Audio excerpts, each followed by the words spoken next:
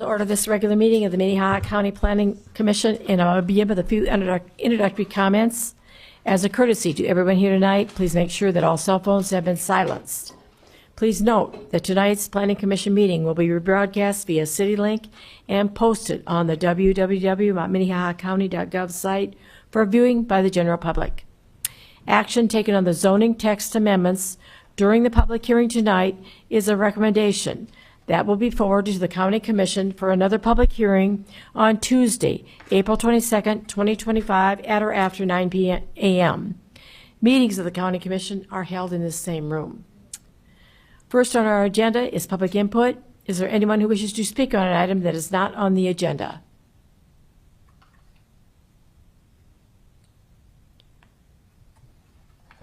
Tonight, we only have the irregular agenda. We will follow our normal hearing procedure.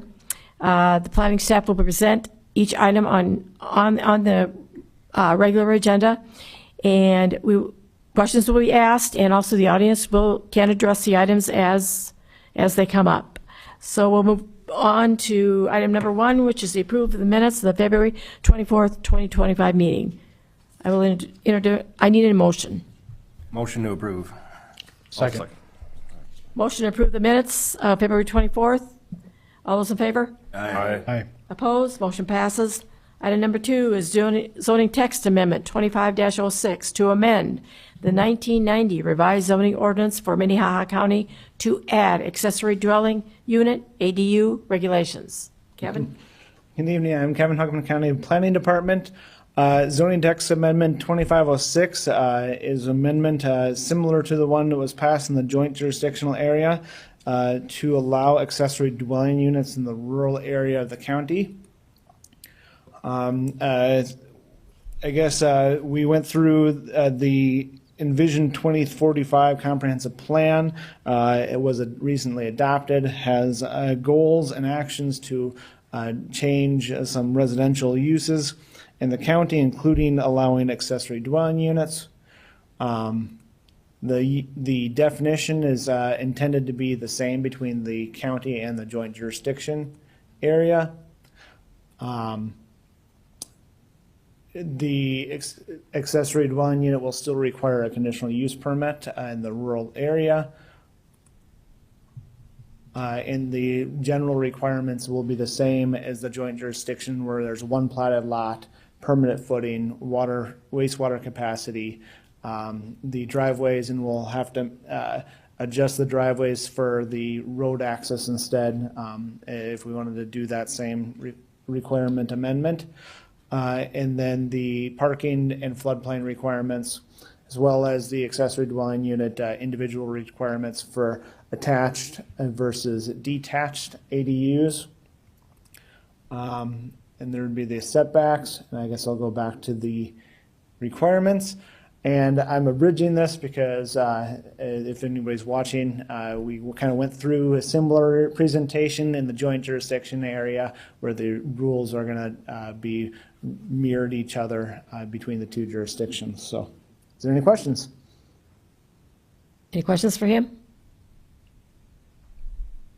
Okay. Anyone from the audience care to address this item? Madam Chair, just to stay consistent with what we passed on the city side, do we need to make a motion to amend the language to mirror the accessibility of driveways, that language? Mm-hmm. Yes, and we can use the same wording, if, which would be no additional access from a township, county, or state highway may be constructed for separate use of the ADU.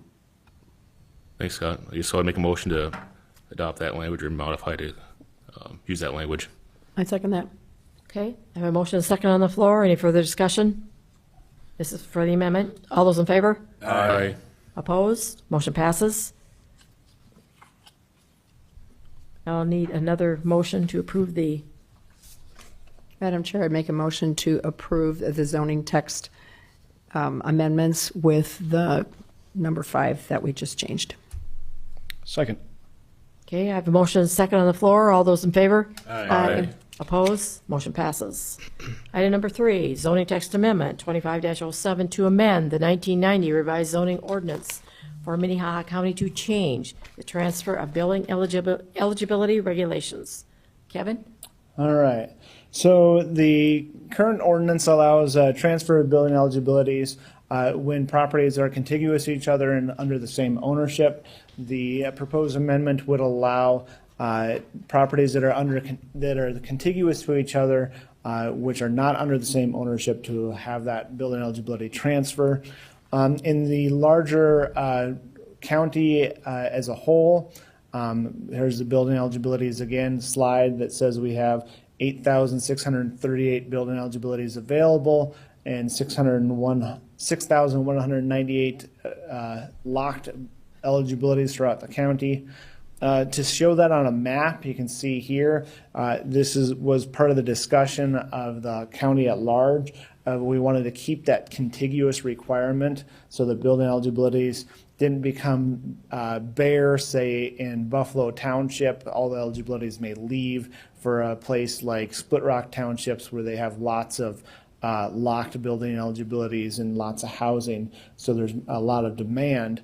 And that the townships did not want to have that cross-county transferring, but there is going to be a certain amount of limitations on contiguous properties by natural kind of ownership extents.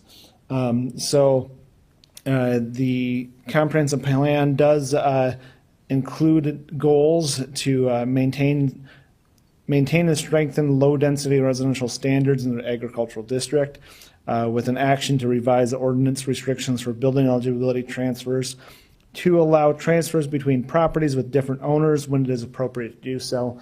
The transfer of building eligibility will remain a conditional use permit requirement in the revised ordinance, and staff is recommending approval. Is there any questions? Any questions for him? Anyone from the audience wishes to address this item? Okay, commissioners? Make a motion to adopt the revised zoning ordinances on building eligibilities. Second. Okay, I have a motion and a second on the floor to adopt zoning text amendment 25-07. All those in favor? Aye. Opposed? Motion passes. Any old business? No. New business? No? I'll entertain a motion to adjourn.